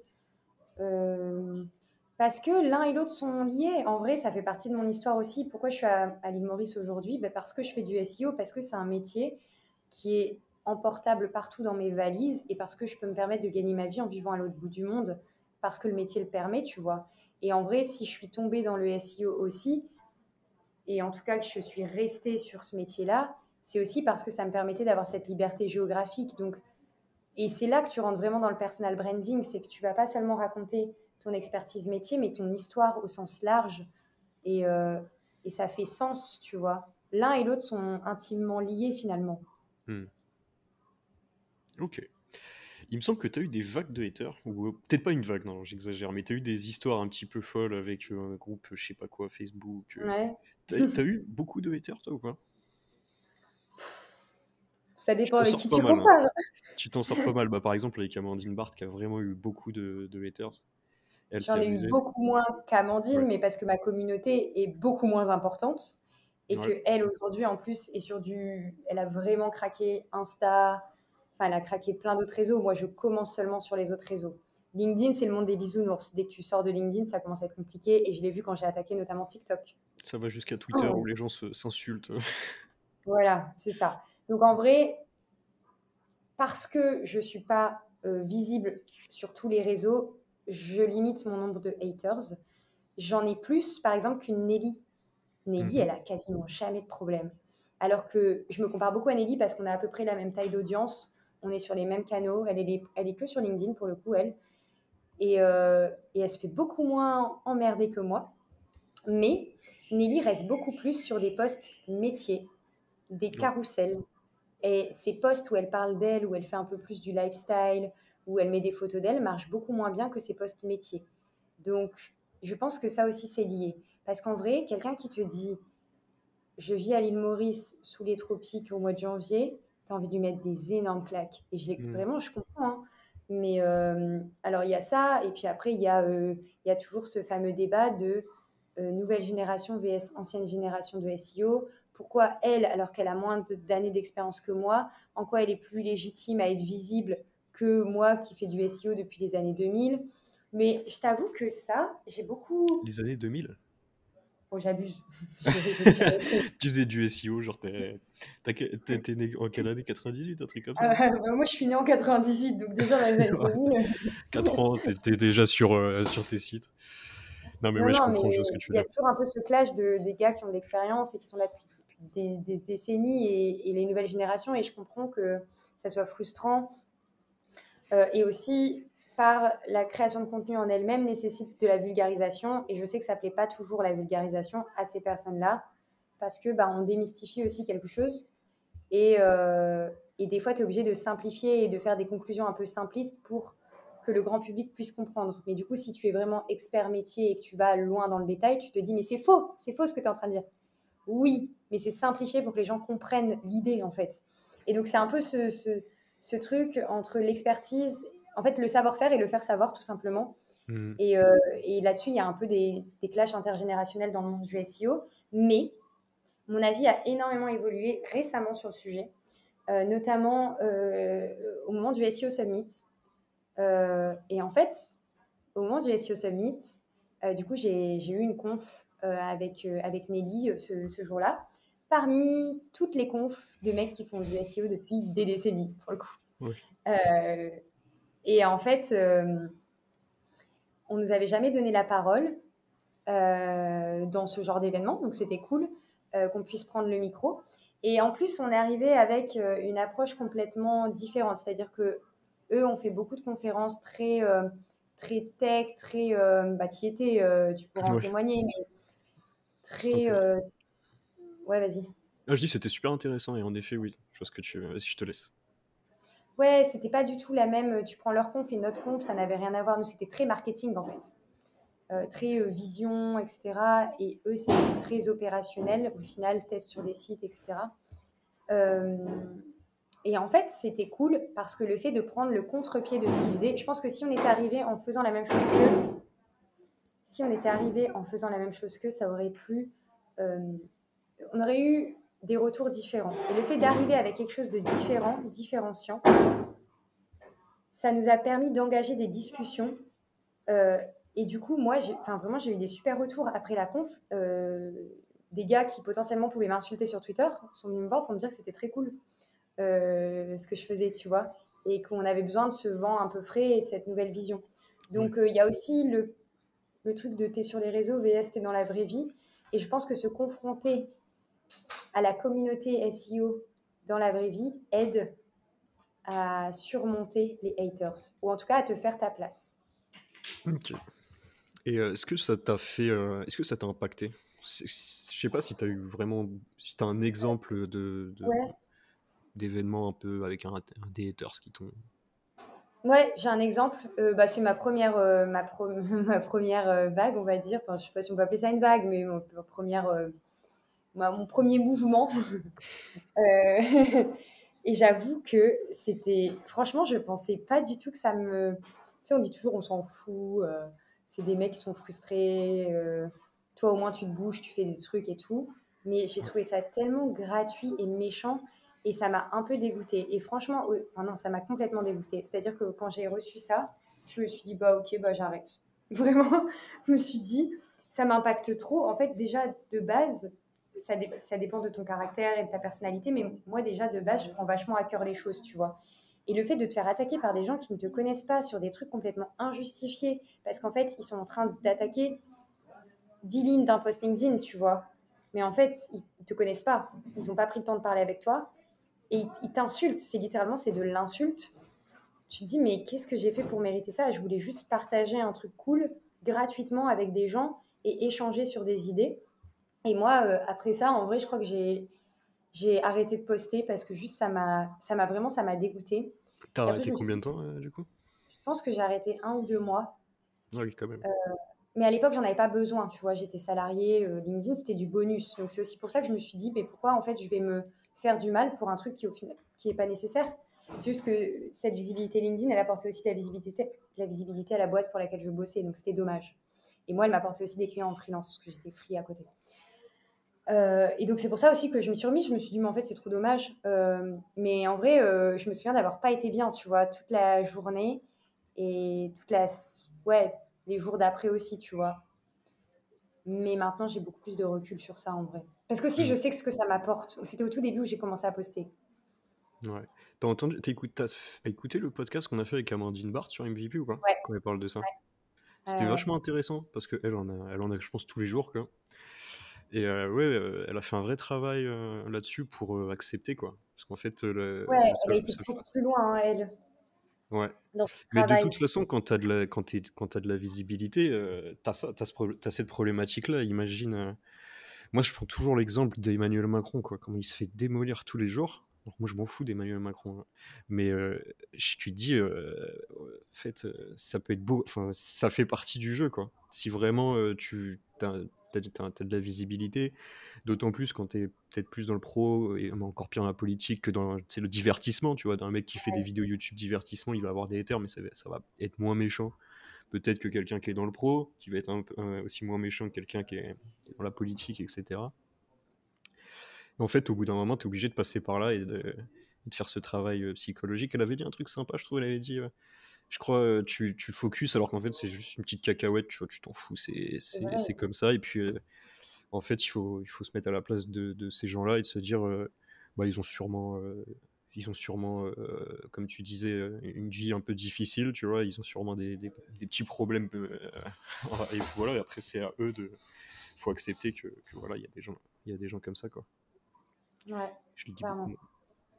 Et selon toi, quels sont les meilleurs réseaux sociaux pour faire du B2B, du B2C, en gros, pour communiquer? Est-ce que tu as des réseaux sociaux à conseiller? Ben, de mon expérience, pour la partie B2B, euh, je pense que tu peux pas trouver mieux que LinkedIn. Après, je parle pour moi. Avec dans mon secteur d'activité, avec ce que je fais, LinkedIn, ça m'apporte des leads extrêmement qualifiés. On en parlait juste avant de commencer à enregistrer. Mais tu vois, par exemple, pour mon acquisition, alors je vais parler juste sur l'école, parce que j'aime bien prendre l'exemple de l'école parce que c'est un produit que je vends, tu vois. C'est pas comme vendre des trucs en freelance, de la prestation en freelance. C'est un produit packagé. Euh, sur l'école, j'ai un taux de closing qui est énorme. Euh, en fait, 8 personnes sur 10 qui viennent me parler, ils, ils rejoignent la formation. Ouais, c'est ce que tu Et me dis. pas de commerciaux. Il y a aucun commercial à l'école du SEO. La personne qui prend les appels, c'est un ami d'un ami d'études qui Mhm. bosse aussi pour. C'est quelqu'un que j'ai rencontré pendant mes études, qui bosse avec moi sur tout le marketing de l'école aujourd'hui. Et c'est son ami euh, qui m'a recommandé. Donc cet ami qui m'a recommandé un ami. Donc en fait, c'est vraiment business familial bientôt le truc. Mais il est pas du tout commercial en fait. Et je lui dis, mais j'ai pas besoin que tu sois commercial. J'ai juste besoin que tu connaisses les infos pratiques à donner aux gens. Et, et en fait, les gens sont déjà convaincus du truc, tu vois, parce qu'en fait, c'est pas compliqué ce qu'on vend. Et, et c'était quoi ta question de base? Non, on parlait de. Je te disais, c'est quoi les meilleurs réseaux sociaux B2B, B2C Voilà. pour communiquer? Et donc, comme toute mon acquisition vient de LinkedIn, du coup, j'ai tendance à dire que LinkedIn est un super bon canal d'acquisition parce qu'aujourd'hui, moi, j'ai des très bons taux de closing sur du LinkedIn en B2B. Après, tu vois, pour avoir testé du coup TikTok et Insta, je ne l'ai pas bien poussé. Donc, je ne peux pas tirer trop de conclusions pour l'instant. De ce que j'en ai entendu, en tout cas sur la partie Instagram, apparemment, tu fais pas mal de conversions. Et je crois que c'est Amandine qui le disait aussi dans son podcast. Euh, Je l'ai C'était pas avec entendu vous dire ça, mais en tout cas, elle a pas mal d'abonnés sur Instagram, hein. Je crois qu'elle est entre 10 et 100 000, hein, c'est assez énorme. Ouais. Ouais. Mais alors, je sais plus dans quel podcast, mais il me semble que c'est Amandine qui parlait justement que Insta, ça, elle arrivait à convertir aussi pas mal avec Insta. Et par contre, TikTok, pour l'avoir testé, en vrai, tu fais de la visibilité, quoi, mais l'audience n'est pas du tout engagée. Alors, par contre, tu peux grossir une audience hyper vite. Moi, je me souviens, j'avais posté même pas 20 vidéos, j'avais 4 000 abonnés. Que dalle.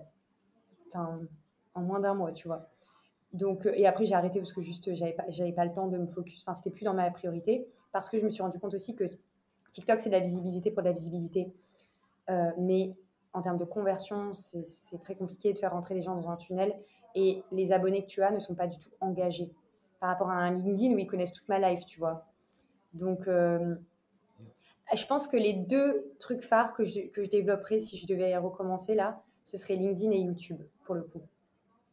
Parce Ok. que YouTube, que je commence là, les gens sont à fond, même tu vois, en commentaire et tout, poser des questions. Après, ils viennent sur mon Insta en mode on t'a découvert sur YouTube, on avait des questions complémentaires, donc ils viennent sur le Insta en MP, tu vois. Donc je pense que je développerai ça en prio. Et au moins, ça te fait deux formats, tu vois. Tu as le contenu écrit / visuel sur LinkedIn et tu as le contenu plus vidéo sur YouTube qui te permet aussi de ranker sur les SERP, quoi. Ok. Après, ouais, c'est toi aussi qui me disais que tu dois prendre chaque réseau différemment, quoi. Donc, ça sert à rien de se dire je vais faire tous les réseaux sociaux et finalement je performe pas. Plutôt que je me fais que du LinkedIn et je deviens vraiment bon là-dessus, ou je fais que du YouTube et je deviens vraiment bon. Moi, je pense que c'est cool quand tu démarres de commencer en ponçant un seul réseau. Parce que du coup, tu vas devenir une référence. Par exemple, c'est trop drôle ici. À Maurice, c'est pas très grand. Donc, tu croises souvent les mêmes personnes et tout. Et puis, du coup, les gens se connaissent entre eux. Les groupes d'amis s'entrecroisent. Et Mm. ici, on dit toujours, les gens, quand ils parlent de moi, ils parlent de Camille de LinkedIn. Donc, ça me fait toujours rire. Parce que, genre, tu vas au bar, je suis en train de commander un verre, samedi soir. Et on me dit, hey, c'est toi Camille de LinkedIn? Ah Et oui. du coup, c'est c'est drôle parce que je suis associée à un réseau social parce que c'est celui-là que j'ai poncé le plus. Et, mais je pense qu'une fois que tu as établi ton autorité ou en tout cas ta crédibilité sur un réseau, c'est cool d'aller chercher d'autres parce que rien que pour les formats, et ça t'amène pas la même cible non plus. T'as pas la même audience, tu vois, sur du LinkedIn ou sur du YouTube ou sur du Insta. Donc, ouais, mais après, être sur tous les réseaux. Après, il y a aussi le sujet du recyclage de contenu, parce que c'est pareil, démultiplier les réseaux, ça veut dire démultiplier les contenus. Là, je t'avoue que moi, en ce moment, je suis en train de travailler sur un process de recyclage de contenu. Typiquement, là, on est en train d'enregistrer sur ordinateur ensemble, en format podcast, que j'imagine tu vas aussi mettre en mode vidéo. Moi, en parallèle, je suis en train d'enregistrer avec mon tel en portrait. Euh, Bon, l'idée, c'est de pouvoir recycler potentiellement le format portrait que je suis en train d'enregistrer sur mon tel, peut-être sur du YouTube Short ou sur du Insta. Mais j'essaye de recycler le contenu parce que ça prend tellement de temps, la création de contenu. Quand tu as des sponsors et tout qui te suivent, c'est cool, tu peux y dédier du temps parce que voilà. Mais quand tu n'es pas sponsorisé, que tu démarres une strat, faut t'y mettre, tu vois. Tu n'es pas rémunéré sur cette activité-là, quoi. Ouais. D'ailleurs, au niveau des sponsors, je vais faire un petit cut sponsor. Donc, Ouais. ce podcast est sponsorisé par O2 Switch, hébergeur 100% français, basé à Clermont-Ferrand, très réactif. Je crois que ça doit coûter à peu près 100 € par an avec l'hébergeur, le nom de domaine.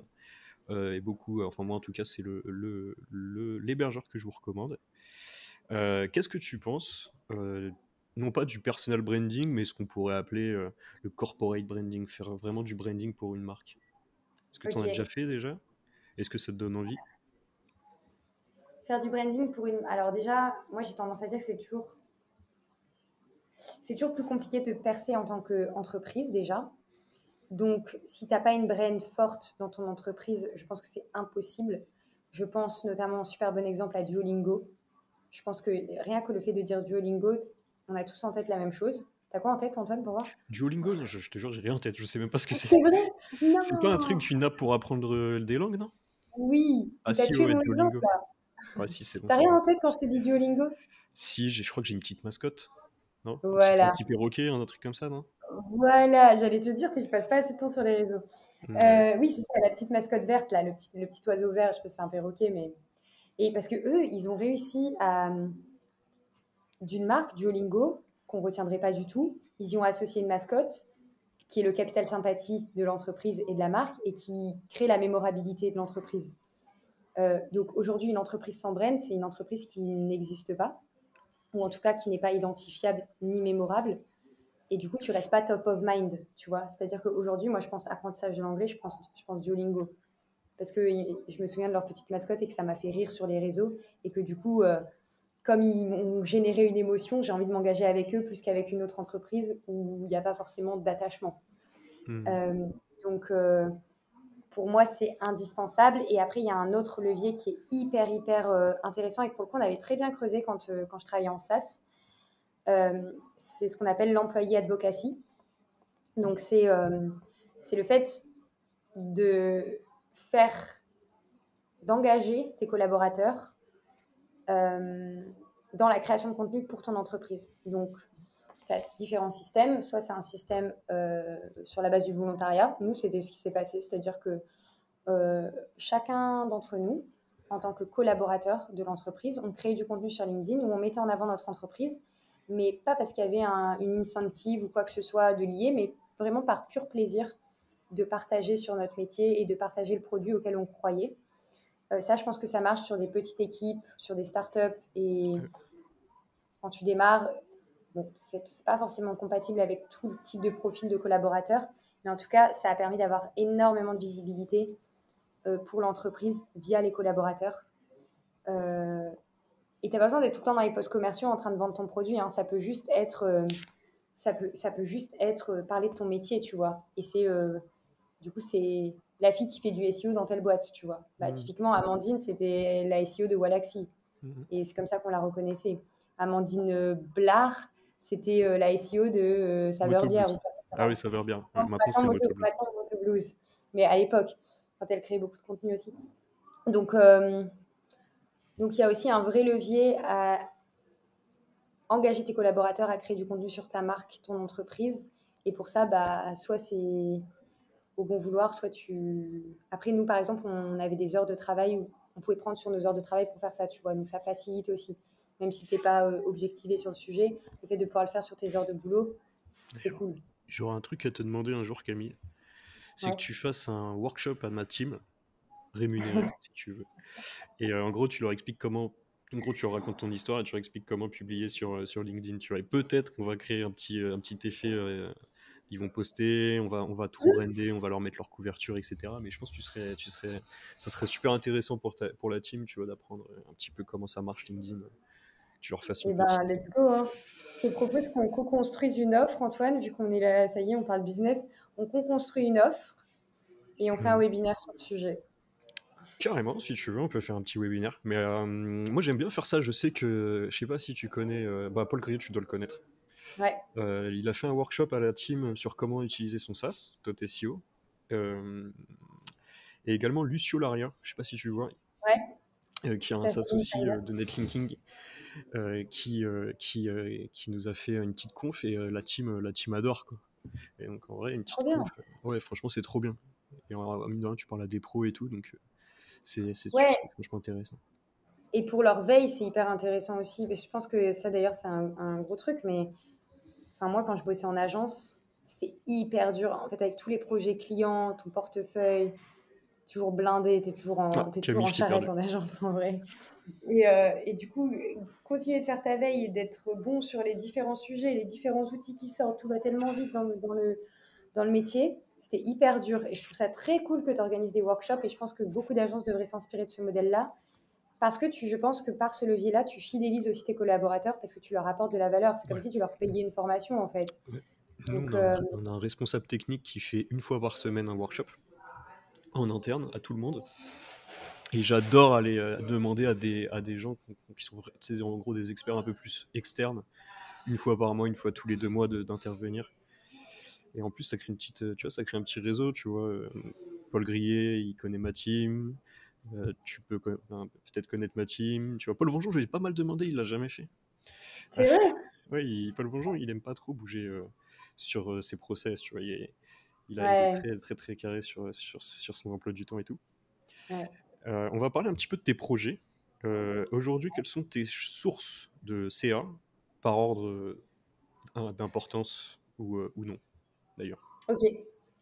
Bah écoute, mes sources de CA, c'est du coup l'école du SEO, principalement. Donc ça, disons que c'est mon produit, si on peut l'appeler comme ça.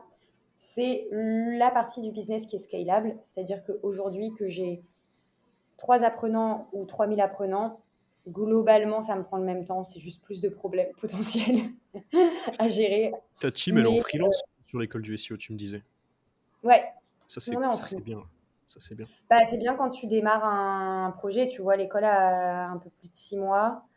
Je pouvais pas embaucher tout de suite des gens, tu vois, il fallait tester le marché, etc., voir un peu comment ça prend. Là, j'attends d'avoir vraiment mon rythme de croisière d'apprenant. Aujourd'hui, mon acquisition est énormément liée à mon LinkedIn, c'est-à-dire que je ne fais pas de post LinkedIn, je n'ai pas d'apprenant. Je fais un post LinkedIn, j'ai des leads. C'est une folie, mais vraiment. Je peux compter par post LinkedIn combien j'ai de leads. Donc, Tu arrives à c'est avoir des beaucoup. leads à chaque poste? Non, je n'ai pas des leads à chaque À poste. chaque poste, non.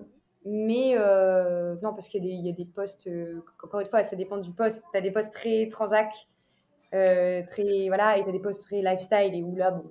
T'avais fait un post, excuse-moi de te couper, mais c'était le post, je crois, que j'ai vu passer qui a dû te faire le plus de transac, mais de tout créateur confondu. C'est quand t'avais fait, je crois, un jeu concours pour avoir des livres, et tout le monde laissait leur mail, je crois, un truc comme ça.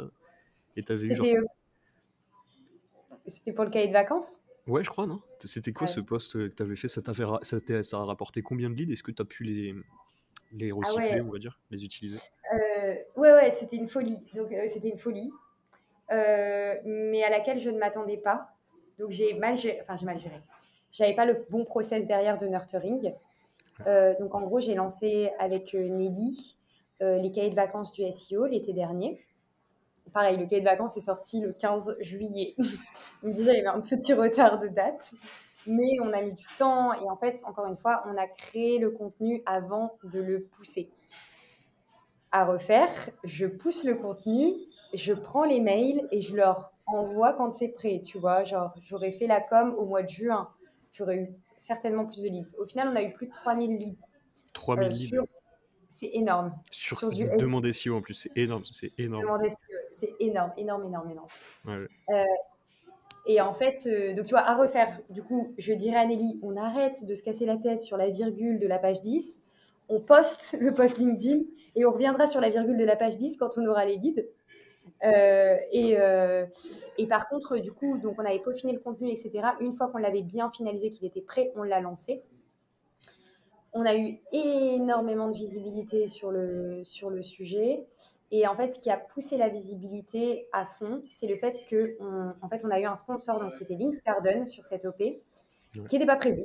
En fait, Links Garden a vu notre post. Il a dit, mais c'est cool. Ils ont dit, mais c'est méga cool vos cahiers de vacances du SEO. On a envie de faire partie de l'aventure. Comment on peut s'intégrer à l'aventure? Et donc, nous, à ce moment-là, avec Nelly, on n'avait pas du tout prévu d'intégrer quelqu'un. Et donc, c'est Jackie, du coup, qui vous a contacté, non? C'était Bérangère. Ok. Bérangère, qui avait... En tout cas, moi, c'est Bérangère qui m'avait fait un message privé. C'est avec elle qu'on a discuté. Et après, évidemment, Jackie est rentrée dans le sujet, Mélodie aussi, pour valider. Et en gros, du coup, ce que j'avais proposé à Bérangère, c'était, dans ce cas, si vous arrivez dans le process, il faut qu'on aille plus loin que juste un e-book. Et donc, ils nous ont rejoints et ils nous ont permis d'envoyer par voie postale les cahiers de vacances. Et c'est là que ça a fait beaucoup plus le buzz, c'est que au-delà de juste proposer un lead magnet comme tout le monde téléchargeable, on a proposé un contenu que les gens recevaient dans leur boîte aux lettres au moment où les gens partaient en vacances. Et donc, ils avaient envie de C'est partir toi avec qui leur... les envoyais, du coup? Ah ouais, Et des tu les cauchemars. imprimais et tout?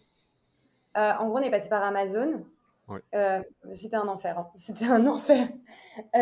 On devait faire à la main, commande par commande, mettre les adresses des gens. En fait, mettre les adresses des gens et faire les envois manuels. C'était extrêmement long. Je ne sais pas combien de journées entières on y a passé avec Nelly. C'était infernal. Et puis surtout, on ne s'attendait pas à avoir autant de demandes. Donc en fait, avec Links Garden, on avait prévu 200 exemplaires papier.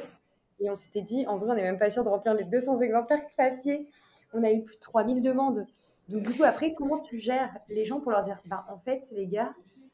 Et puis surtout, je me souviens, le poste, quand il a pris d'un coup. Donc, c'était pas en mode, au bout de 200 demandes, on fait une annonce genre, les 200 demandes sont écoulées.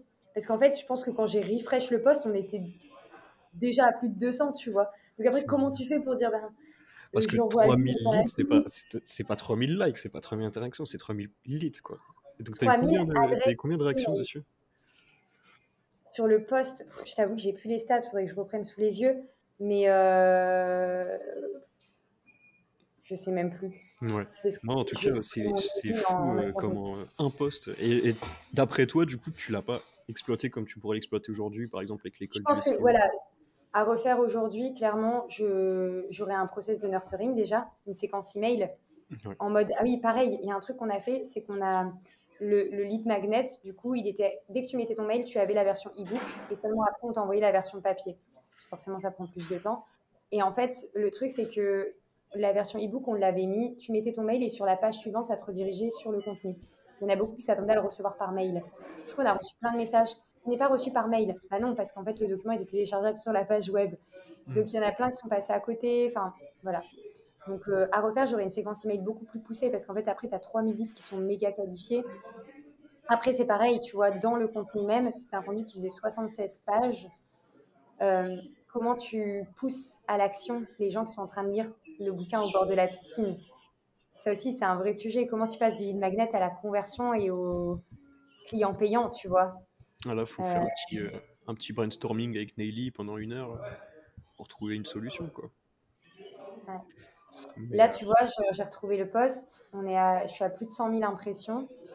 Je suis à 878 interactions, 1500 commentaires. ouais, non, c'est abusé.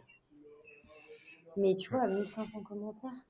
Ouais. Ah oui, parce qu'après, il y a Nelly. Tu sais, j'allais dire 1500 commentaires, 3000 leads, mais il y a le post de Nelly. Et après, on en a fait plein. C'est-à-dire que ça a marché une fois, c'était le premier post. Et après, on a reposté tout l'été sur le sujet. Tout l'été. Et Ouais, Nelly a bah. fait ses posts, etc. Et tu penses le refaire l'été prochain, du coup? Bien sûr. Ok. Si t'as besoin d'un sponsor, n'hésite pas. Let's go. Même plusieurs sponsors. Je pense que tu peux avoir beaucoup de sponsors pour ça. Ouais. D'ailleurs, oui, par ordre d'importance, donc l'école du SEO au long terme, d'ailleurs, c'est assez marrant, tu veux vraiment construire un business. J'ai l'impression que t'es pas là en mode je veux faire ma vie tranquille. Pas Paul, Et... moi. Ouais, c'est vrai, c'est assez stylé. Et après, du coup, c'est quoi les par ordre voilà, de CA, tes autres canaux Ouais. Du projets? coup, école, ensuite Presta, freelance, SEO/acquisition marketing. Je me définirais même plus comme une freelance SEO, mais plutôt comme une freelance en acquisition marketing, parce que Ok. les clients que j'ai gardés en portefeuille, là, c'est vraiment de l'inbound marketing pur. Donc, tu passes de la génération de trafic sur le site à vraiment la conversion via lead magnet, le nurturing par email. Enfin, tu vois, ça va beaucoup plus loin que juste le ranking. Ouais. Ça, et troisième source de CA aujourd'hui, c'est la partie création de contenu. Donc, partenariat. Aujourd'hui, je ne suis pas rémunérée sur les contenus que je crée, c'est-à-dire que ce soit mon YouTube ou mon TikTok, je n'ai pas les seuils minimaux qui me permettent d'être payée sur les contenus que je crée. Mais par contre, aujourd'hui, j'ai des partenariats avec des marques, donc que ce soit sur des contenus ponctuels, donc je payais au poste. Typiquement, là, je viens de faire une opération avec SEO Jungle, qui est une plateforme de netlinking en mode gamifié à fond, t'as l'impression d'être dans un jeu vidéo. Eux, c'est ponctuel, donc c'est une rémunération sur une vidéo YouTube, un post LinkedIn. Ok. Par exemple, avec Links Garden, c'est un contrat ambassadeur. Donc là, c'est un contrat mensuel qui donne accès à un certain nombre de contenus et où, en gros, je porte la marque Links Garden toute l'année, quoi. Mhm. Les chiffres sont confidentiels, j'imagine.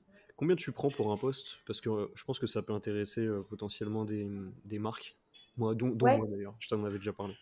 bah écoute, je vais donner une fourchette parce que Ça dépend. en fait, les tarifs évoluent aussi avec la base d'abonnés.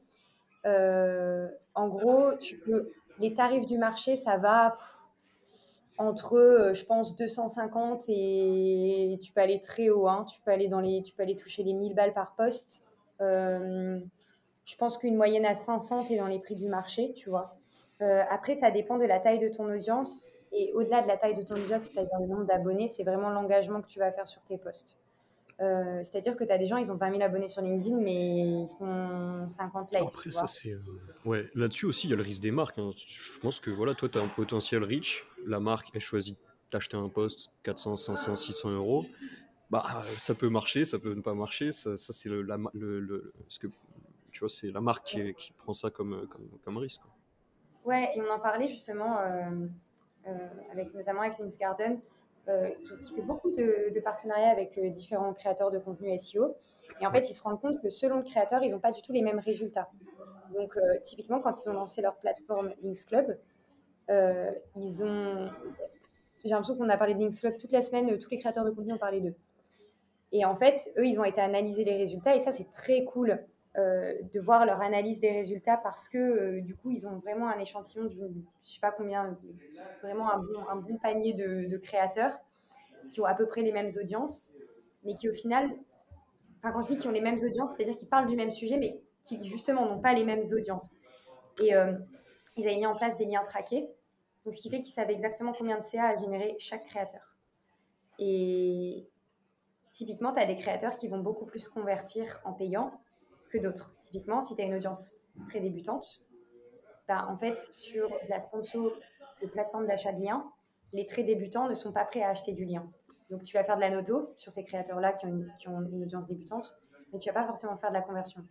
Sur des créateurs de contenu SEO qui ont des audiences plus intermédiaires, voire expertes, là, tu as beaucoup plus de chances de faire de la conversion parce que les gens sont déjà beaucoup plus bas dans le tunnel de vente. Ils connaissent l'achat de liens, ils connaissent le netlinking, ils connaissent les backlinks. Et du coup, tu es juste en train de leur pousser la bonne plateforme. Marrant, Donc, parce que moi, j'ai pas cette vision-là sur la partie influence. J'ai l'impression que c'est que de la noto. Genre en non, mode, pas tu travailles sur le long terme, tu sponsorises, comme tu dis, ambassadeur et tout. Et toi, ouais, on peut avoir enfin, on peut avoir vraiment une campagne rentable sur une campagne d'influence, quoi. Ah ouais, tout à fait. Je connais pas les chiffres. J'ai pas les chiffres, tu vois, de ROI ou ce genre de choses. Mais pour le coup, j'en ai discuté avec les équipes de Links Garden là, la semaine dernière. Et il y a un vrai sujet là-dessus. Et moi, je demande toujours quand je collabore avec des marques, c'est quoi l'objectif? Est-ce que c'est une campagne de noto ou une campagne de conversion? Parce que du coup, tu vas pas du tout faire le même type de post. Si tu veux faire parler de toi, tu vas faire beaucoup plus du clivant. Tu vas prendre position pour engager, pour que les gens y réagissent. Alors que si tu vas faire de la conversion, tu vas déjà avoir un discours beaucoup plus expert pour aller chercher des gens qui sont déjà initiés au sujet et qui vont acheter. Donc ouais, il y a une vraie strate à avoir selon les objectifs de la marque. Ok. J'aimerais bien m'y lancer, je t'en avais parlé, là. J'aimerais bien faire un jeu concours et contacter 5-6 créateurs LinkedIn, offrir un audit d'une valeur de 2000 € gratuitement et mettre un vrai budget pour tester, je l'ai jamais fait. En mode lead magnet. Ouais, je pense. Si, à mon avis, c'est pas t'achètes un poste, tu vois. Mais faut que t'aies enfin, un événement quand même derrière. Euh, soit un jeu concours, soit, tu vois, qu'il y a un sujet quand même. Ouais. Le jeu concours marche super bien, tu vois, par rapport au... Bah, d'ailleurs, on l'a vu sur les cahiers de vacances, c'est que quand je fais des posts sponsors en mode si tu t'inscris maintenant, tu as moins 30%, ou quand tu dis si tu t'inscris maintenant, tu reçois gratuitement ça, ça n'a tellement pas la même résonance. Et le côté jeu concours, et tu as le côté compétition, tu as le truc un peu d'adrénaline, et je trouve que ça marche, ça engage beaucoup plus. Ouais. En vrai, stylé. Pourquoi tu as décidé de lancer l'école du SEO? Bah écoute, pourquoi? Bah, tout simplement parce que c'est le problème que j'ai rencontré dans ma petite vie de SEO, c'est-à-dire que moi j'ai commencé en mettant les mains dedans et en testant des trucs. J'ai séché toutes les vidéos YouTube, tous les webinaires et tous les trucs que je pouvais trouver pour essayer de comprendre les notions quand j'ai commencé. Le problème, c'est que tu arrives vite à un plafond de verre où finalement, si tu mets pas les mains dans un site, t'es jamais vraiment bon. Et il y avait un autre sujet, c'est que je me sentais pas à l'aise. C'est-à-dire que au-delà du fait que j'avais des connaissances en SEO, je ne me sentais pas crédible ou légitime sur les sujets parce que pas assez de pratique, tu vois. Et sur le marché des formations SEO, je ne trouvais pas forcément ce qui me correspondait. Donc, moi, je suis passée par des coachings, ce genre de choses. Et c'est vraiment les coachings qui m'ont permis d'aller chercher la step supplémentaire en SEO en ciblant des douleurs que j'avais au fur et à mesure de mon avancement en mettant les mains dans un site. Et du coup, c'est exactement ce que j'ai cherché à reproduire avec l'école du SEO. Donc, c'est-à-dire que tu, tu fais avec quelqu'un qui est plus expert que toi. C'est genre le petit ange sur ton épaule qui va te dire clique là, fais ça, tu fais ça. Il t'explique globalement les concepts que tu connais pas, mais au-delà de ça, c'est qu'il te montre comment faire ou cliquer dans les outils. Et c'est ça qui fait qu'après, tu as confiance en toi et tu peux vendre des choses où tu te sens compétent. Parce qu'il y a être compétent et se sentir compétent, se sentir légitime. Et c'est quand même c'est deux mondes différents. Et il y a plein de gens qui sont freelance SEO et qui n'osent pas vendre leur service parce qu'ils ils se sentent pas légitimes sur leur syndrome de l'imposteur à fond. Et Ok. Et donc toi, pour en moi, il y a fait, que ça. tu formes des gens à devenir freelance ou tu as des entreprises qui te contactent pour former leurs consultants, des marketeurs, des trucs comme ça? Ouais, j'ai vraiment les deux. Pour le coup, je pense qu'on est quasiment à moite-moite Ouais, entre ok. des gens qui sont en entreprise, donc qui sont déjà en interne, et qui du coup financent ça avec les OPCO, tu vois, les budgets formation qui sont dédiés à l'entreprise. Donc ça, c'est cool pour C'est des gros l'apprenant. budgets, hein. Nous, on est à 3 ou 4 000 par an. Donc en vrai, Ouais, les entreprises ont vraiment du budget. Encore, nous, une petite boîte de 14 personnes, tu vois. ouais. Et il y en a plein qui savent même pas qu'ils ont ça. C'est une folie. Et tu les perds. Vraiment. Si tu les utilises pas, ça se Ouais, tous recrédite les chaque ans, année, ça mais se tu remet les à perds. zéro. Ouais, au mois de décembre, ça se remet à zéro. Donc, en fait, il y en a plein qui savent pas qu'ils ont ça, tu vois. Alors qu'en vrai, ils pourraient se payer des formations tous les ans financées par l'OPCO, quoi. Donc, c'est un vrai truc. Enfin, tu vois, là, sur des trucs comme du coaching, c'est jamais perdu, en fait. Euh, La cible entreprise, elle est intéressante, je pense, pour la partie ouais. formation. Ouais, et puis tu peux faire des formations de groupe. Enfin, tu peux aller beaucoup plus loin dans la personnalisation de l'offre parce que tu peux former des teams entières. Euh, et après, sinon, sur la partie il y a la partie CPF. C'est ouais, c'est vraiment du moite-moite. En fait, souvent les free viennent via CPF, forcément. Ouais. Euh, mais en gros, ce qu'on fait, c'est que si tu veux, dans le programme de formation, c'est une formation métier pure. Ça t'apprend à faire des audits, ça t'apprend à faire des strats, ça t'apprend à mettre en place euh, les différents piliers SEO dans un site. Et ce qu'on fait, c'est que comme c'est du coaching personnalisé, on laisse la latitude au formateur et à l'apprenant de divaguer sur des sujets annexes qui gravitent autour du SEO. Donc, c'est-à-dire qu'aujourd'hui, on a beaucoup de formateurs qui vont aussi faire des sessions sur comment se pricer en tant que freelance SEO, comment vendre un audit, qu'est-ce que tu mets dans un audit et combien tu le vends en fonction de ce que tu mets dans ton audit. Parce qu'il y a plein de gens qui veulent se lancer dans le monde du SEO et qui n'ont aucune idée de combien ça vaut, combien ça coûte, tu vois. Et donc, il y a l'enjeu du syndrome de l'imposteur, mais il y a aussi l'enjeu de savoir réellement le marché, comment ça se passe, tu vois. Ok, très cool. Et ben merci beaucoup Camille pour cette interview. Je sais pas si tu voulais aborder un dernier sujet. Bah écoute, je pense qu'on a bien fait le tour, hein. On Non, a on a fait abordé plein de choses. carrément. Eh ben non, c'était très très cool. Et puis je te dis à bientôt. Et je vous Ouais, dis à la merci semaine pour pro- à l'invite. la ouais, un grand plaisir. Et du coup à la semaine prochaine pour une prochaine vidéo. Ciao. Allez, salut.